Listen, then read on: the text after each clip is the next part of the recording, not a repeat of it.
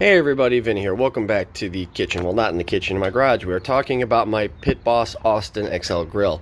Goes for about $500-ish from Walmart, depending on what area you're in. It's got 930 square inch cooking surface and a 31-pound pellet hopper. Nice little feature that I do like about it is it does come with a built-in probe system. Comes with 2 probes. You can read on the digital readout there. Also, right there on the right is a serving tray. The whole tray just comes right out. So it's a shelf, but you can also put what you cooked on here to serve your guests. Open it up. Nice big cooking surface. I use it quite a bit, obviously. This one does have a pretty neat feature though. Unlike regular pellet grills, you could slide this over and now you have a flame broiler. The cup is down there. Excuse me. The cup is down in there. I wonder if you can see it in there. Not really, but yeah, you can see it a little bit. And with this open, you can flame broil your food and all that. And then for regular applications, you just slide this back and you're back to being a normal pellet grill. I am having a few issues with this right now. Apparently it's a common issue with Pit Bosses. I'm getting something called the HER code, which is a heating error, which means either this temperature sensor is faulty or the control board is faulty. I've been working with Pit Boss directly and their warranty is awesome, and they told me how to troubleshoot it. I ran through all the steps that they requested I do, and I'm still having the problem. So they're going to be sending out a replacement part. I don't have to pay for shipping, which is nice. Obviously, looking here, the entire pan here is slanted for all the drippings and grease to come down to the little bucket there. And it came with a bucket liner, which is nice. You can get them online. They're pretty cheap. Or if you want to be even cheaper, just line it with aluminum foil. I don't think it'll make any difference. Now, to start the grill, it's pretty simple. Push the power button. Oh, I turned it off. And then that's it. And now what's going to happen is the auger is going to start cycling. You can hear it. And it's got to be in smoke mode for about 10 to 15 minutes. And you can see if I open this before it gets hot, you're going to see all the old ashes and stuff get blown around. But see, you can see the pellets getting pushed into the cup right now. And what that's going to do is the hot air blower is going to get all this nice and hot and produce quite a bit of smoke. So I'll show you that in a second. Okay, it's barely been on 2 minutes and this thing will smoke a lot, but that's typical startup for this grill. It's no big deal, nothing to freak out about. I mean, yeah. So like I said, if you're just smoking meats, you know, the 3-2-1 method, you'd leave it in smoke mode. It settles out around 160 to 200 degrees, but we're going to give it its 5 to 10 minutes before we turn it on. And if we get that error code, you could see what I have been dealing with. The fuel is just like a Traeger, just these little pellets here. Now what's funny about this is if you go to Home Depot, you spend $20 for 20 pounds of pellets, but if you go to Menards, I can get 40 pounds of Pit Boss pellets, competition blend, for $15. Like, it makes no sense. It's basically like Apple and Android when it comes to pricing, I guess. But as you can see, this thing is billowing out the smoke, and like all it's doing is preheating. So you got the temperature here. Now, something I did not talk about is this little button, and that is obviously it's the prime button. But let's say you're in the middle of cooking, you got it at 400, you know, or 500, and you want to give it a little blast of smoke. You hit the prime button, it's going to make the auger rotate, and it'll just give you a little burst of pellets to add some more smoke to the meat. And then of course you got your piece set which is the setting that the auger cycles. The standard setting factory is P4. I haven't messed with that yet. And so let's get it up to temperature, and I can show you the shutdown process as well. Okay, something I did forget to mention with this. During startup, you're going to see it launch way past the 160 degree mark. That's part of the heat up process because it's going to burn off the leftover ashes and pellets that might be in the cup. That's why you got to do this for 5 to 10 minutes until the temperature settles down to closer to 200 degrees.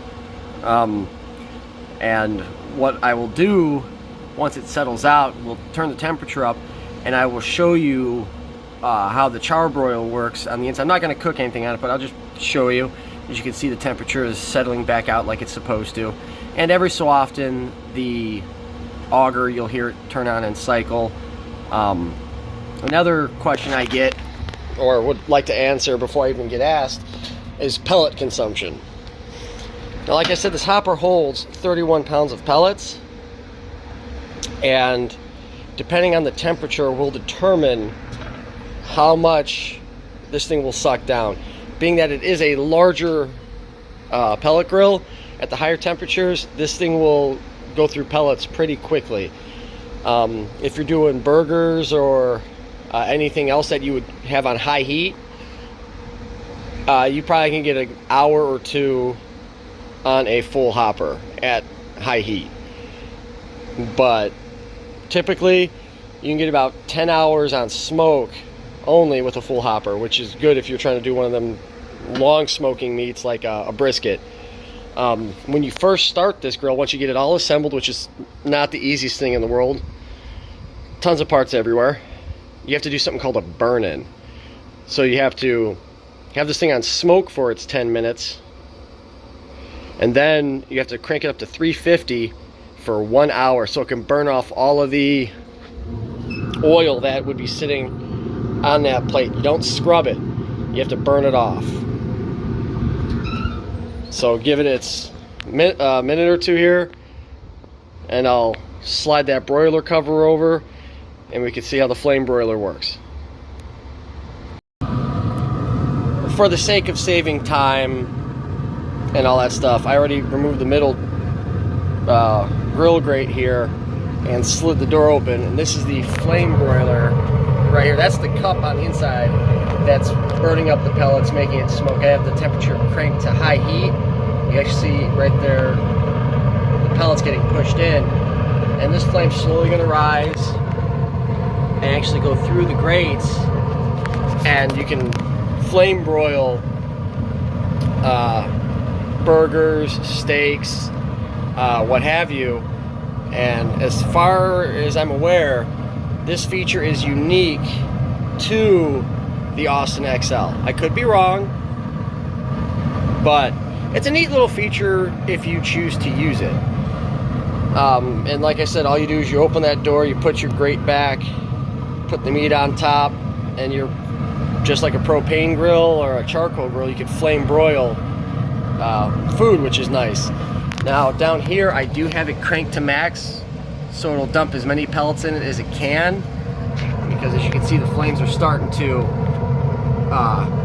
creep through the grate like it's supposed to. So I'm gonna close this lid, and there it goes. It's temperature's jumping all over the place. So I'm gonna turn it down, and I'm gonna let it cool off a little bit, and then we'll shut it down. And that's the error code I was talking about. So to fix this, now we have to unplug it, plug it back in quickly. Alright, so I unplugged it for 10 seconds, plugged it back in, turned it on, have it set to 300 to slow down the pellet feed and all that stuff. What we're going to do is run it through its cool down procedure now. It's pretty easy. I got to wait for these 3 dots to stop flashing though, because it's like doing its weird warm-up feed thing. Yeah. Okay, so after that restart, clearing the code, it stopped feeding pellets. So we're gonna go through the shutdown procedure, which is this simple. That's it. Turn it all the way to off, and the blower's gonna keep going for a little bit. It's gonna extinguish the already burning pellets and everything going on in there. It's gonna take a little bit to do it, but once it's cool, we can go over the cleaning procedure for this grill. It's almost like every other grill, except you got to get underneath all that and clean out the ashes every 3 or 4 times you grill. Okay, the grill has cooled off, so we're going to go over the cleaning procedure for the Pit Boss. Big one.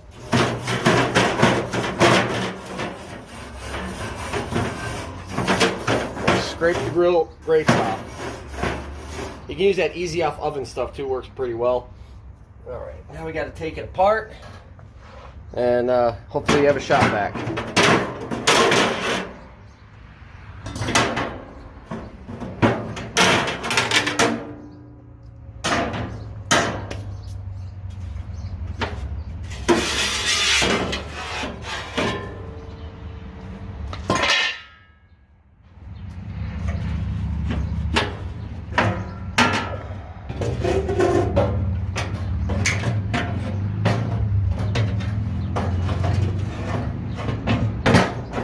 Got you in here.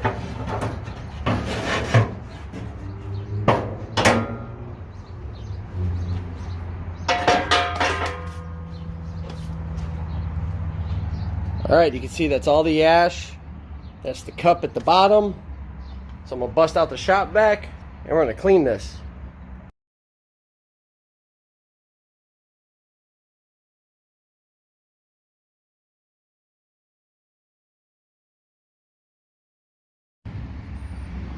Okay, obviously much cleaner. Got the entire assembly at the bottom cleaned out the cup as well. All the ash and foreign debris have been safely removed. So now all I'm gonna do is clean most of the schmutz off of this guy. Doesn't have to be perfect, but still got to do it.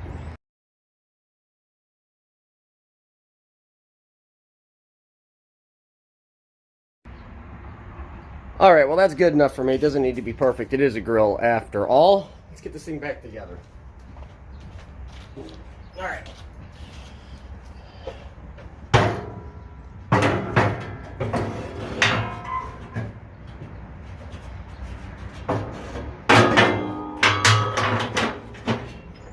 This does lock into place. It's got 2 slots up here that click, so that makes it easy. Can't really mess it up. It only goes in one way.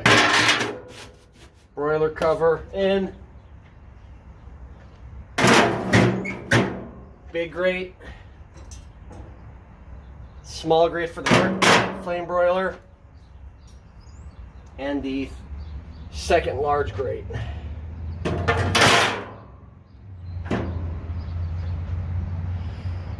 Easy peasy lemon squeezy.